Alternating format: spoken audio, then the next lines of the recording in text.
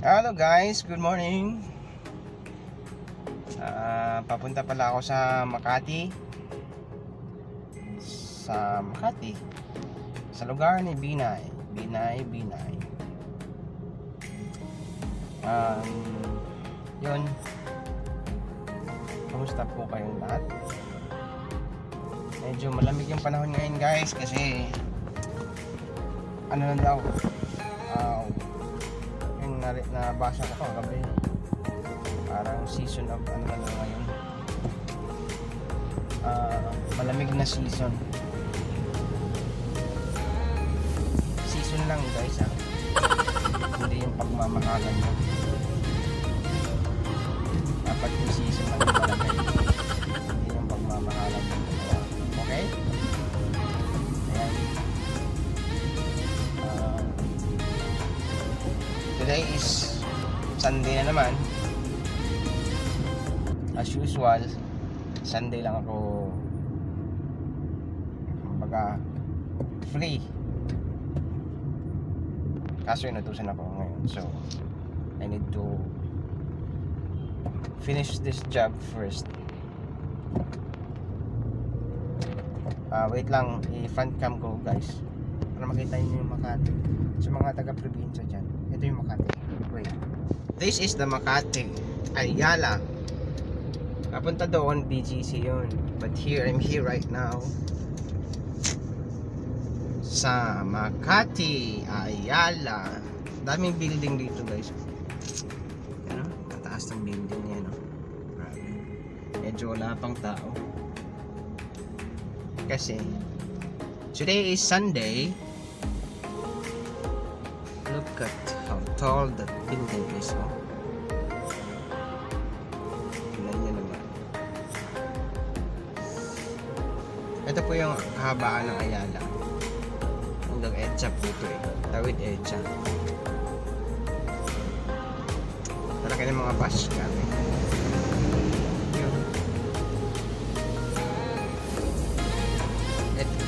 Doon po kanina pinasukan ko yung Buendia. Okay, ngayon this is Makati Buendia. Kapwa Buendia. Buendia tingnan nyo naman, medyo may ano na sila ngayon, mga decoration 101.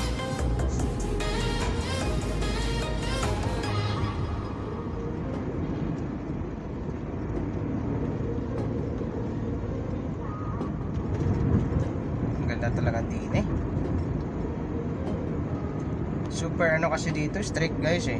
Dito ako, tsaka pala hindi nyo alam, dito ako first na huli. First time ko sa Manila, nag-deliver kami dito sa Makati. First time ko na huli guys, as in first time. Kasi ito yung kasi nangyari, share ko lang pero wait lang muna. Wow, ito kasi yung nangyari. Kunyari ganyan. Uy, ay KJ naman ang bus na to. Mag-explain lang ako eh. KJ mo naman bus, oh. Yan.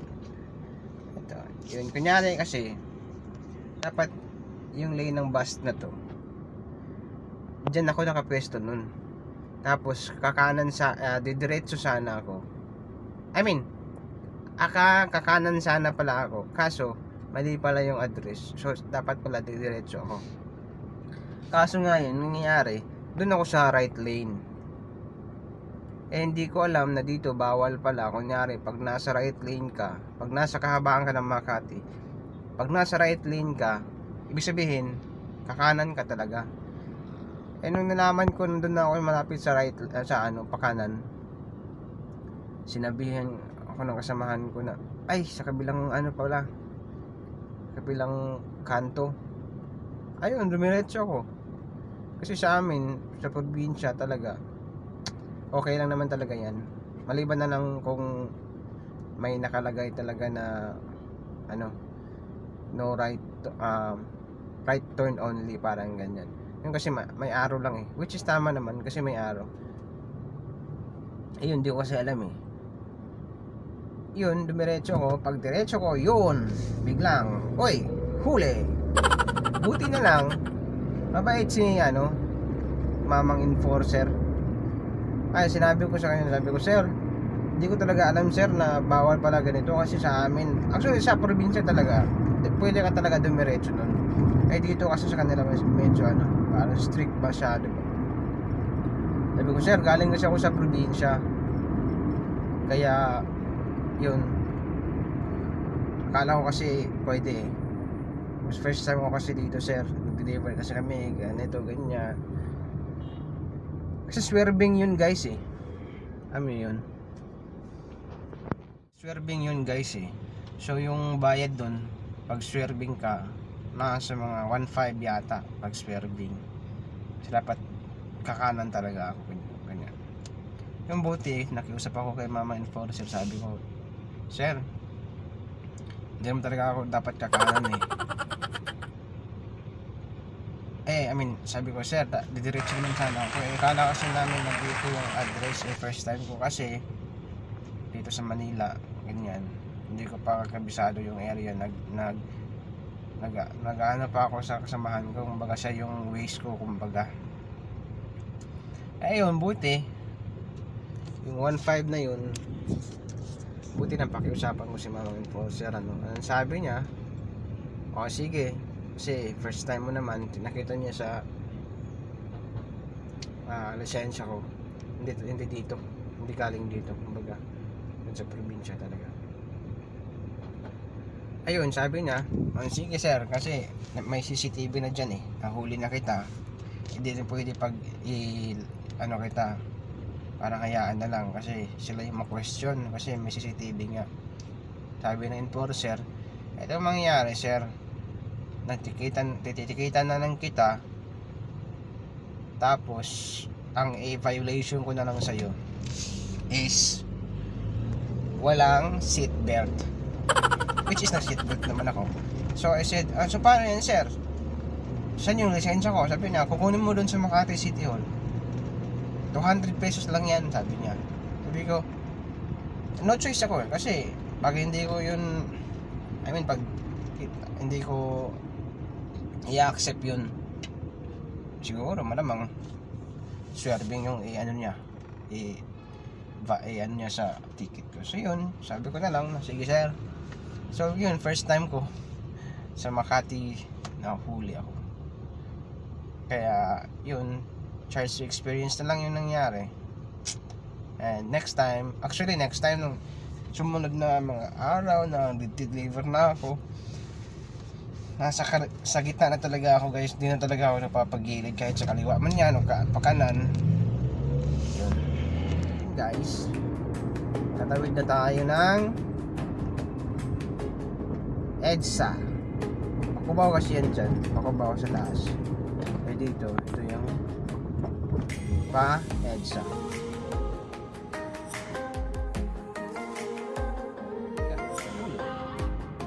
Huli.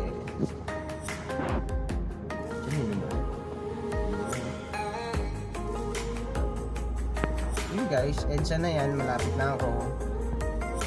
Mamaya na lang ulit. EDSA. Kita ko lang sa inyo EDSA. Kasi malapit na ako dyan. Tapos ako ng piso. After I tabit there, yun na. Yun na yun. Yun na ako sa tango.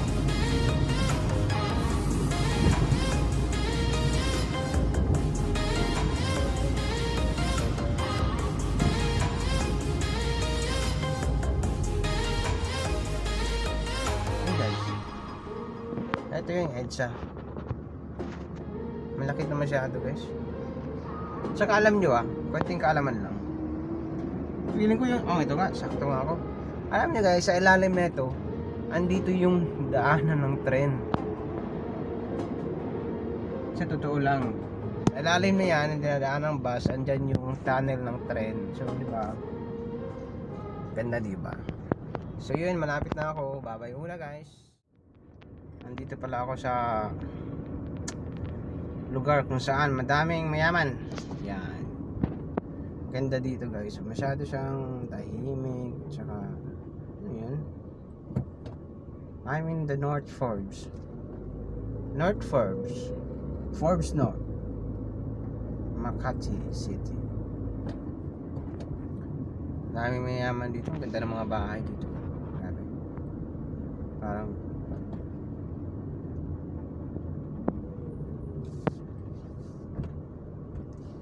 dito ba ako kanina? Shucks. Dito. Hindi ka na ako. Ba't parang kanina? Tagal ko. Ngayon, ang dali lang. Yan, I'm in the exit na. Going out.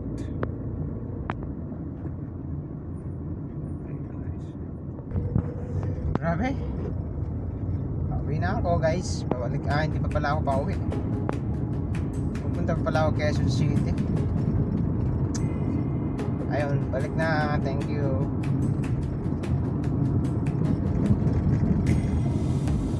Malaking tulong talaga si Mamang Waze guys, or si Google Map guys. Mamang Google Map kasi actually yun yung ginagamit. Yun lang yung ginagamit ko. Actually ito pala. Shucks. Shit. What the fuck? Ay, sorry, hindi ako bad words. Takot ako dun ah. Sorry guys ah. Medyo kala ko kasi red light eh. Kaya I suddenly pressed the brake. Ito pala, go pa pala. Ay nako. Buhay driver.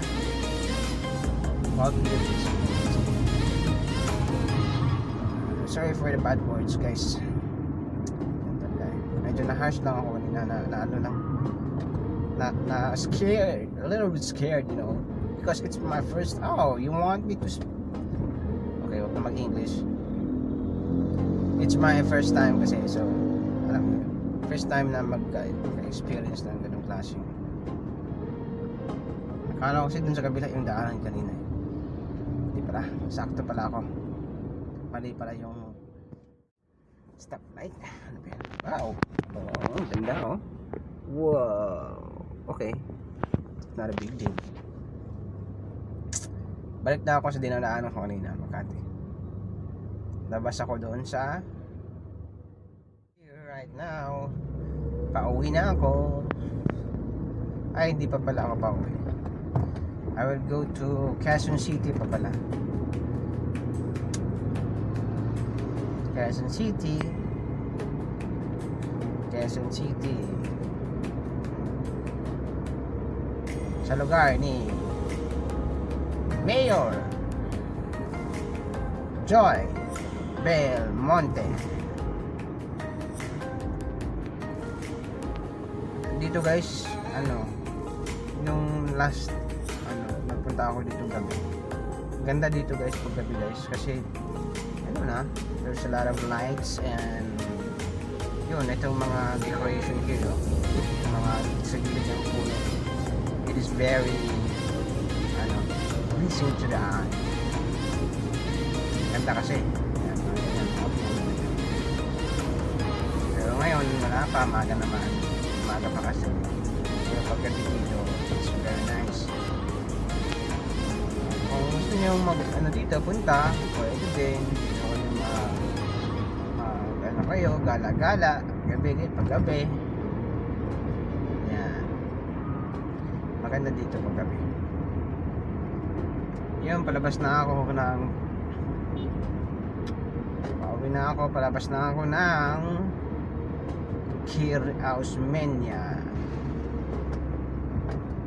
Osmeña Highway. Tingnan mo yan, no? Hindi pa yan tapos sa building na yan, pero ang laki. Grabe. Sobrang laki. Grabe. At here I am here. Makati Central Fire Station. If you will go here, you will reach your destination to Makati Fire Station. And beside Makati Fire Station is what we call the Makati Central Police Station.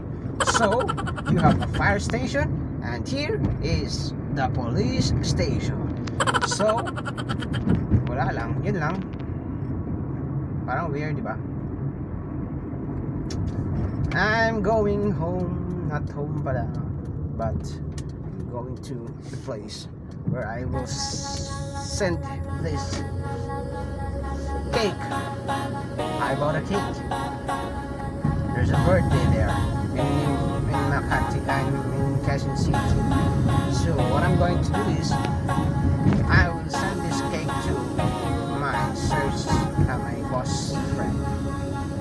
So yun, napa-English ako.